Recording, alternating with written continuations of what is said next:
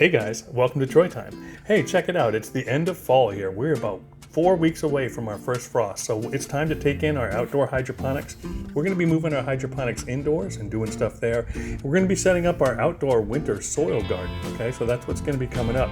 I wanted to share with you just a little bit about these hydroponics and this table and a few other little tips and tricks that are helping me out. So this table's just been awesome, man. We've had so much production off of this thing this year. It's been amazing. So here you see we got romaine, but there's just so much that you can fit in these places, and they work so well. It's one of my favorite ways to grow. I've been doing this for a few years now. I got this idea from Mike Van Duzy and from his website, and it's still one of my favorite ways to grow outside. It's using these downspouts. They just do an awesome job, and you can grow so much food in such a little bit of space. I love it, man. I really do.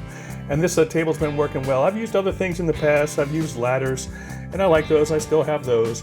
And there's a few different ones that I've made. I've made half-size ladders, full-size ladders, and those work really well because you can place them just anywhere around your yard. Lean them up against here. It's leaned up against my shed, and that works great from a couple different directions. I've been using those, but I really like those tables. Here you see, you can even fit them on a deck post, on a deck support, and they can go anywhere. So the downspouts are awesome. One of my favorite outdoor methods of growing with the pool noodles. They're amazing. I love them. And I love having the table because you can just consolidate all of them there and just grow so much. So I really like that table. I switched to that table this year just so I could have all my production and just have a massive space that was just great. So it's worked well, super easy, just using 2x4s thrown together. Anyone can build it. Those downspouts can be used as nurseries here in BC as well, so it's a total super functional thing. Last year during the storms, we actually stuck them inside my shed so they can move around to do that.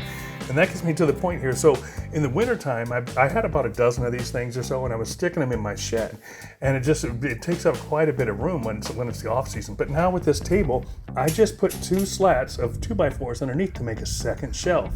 And what that's done now is I can put all of my downspouts underneath and then free up the top of the table.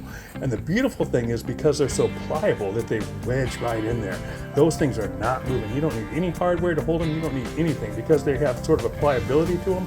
They just wedge right in, and that pressure holds them tightly together. So these are going to withstand any kind of storm or any kind of wind or anything. They're just wedged in there perfect. So it's just a great storage solution underneath this rack, okay? Underneath the tabletop. And what that does is that opens up the top of the tabletop to still be used for more gardening. So I can use all my soil gardenings now, whether it's the tower or grow bags or rectangular planters or whatever you want to do with that space.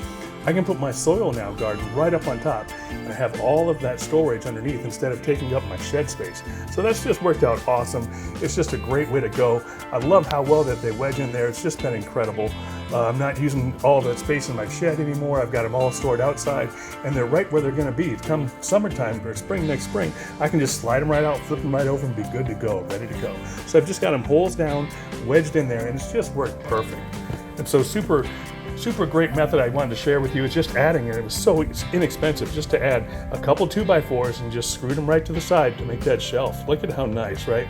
If you wanted to clean it up a little bit, you could put a tarp down in front of it and that would hide it a little bit more. But I'm fine with it just like this. I think that's great. Even the smaller size ones fit right in there. They can go on that second level. And it's just worked out awesome. So now I can start putting all my soil garden right here and we can get a little soil garden going.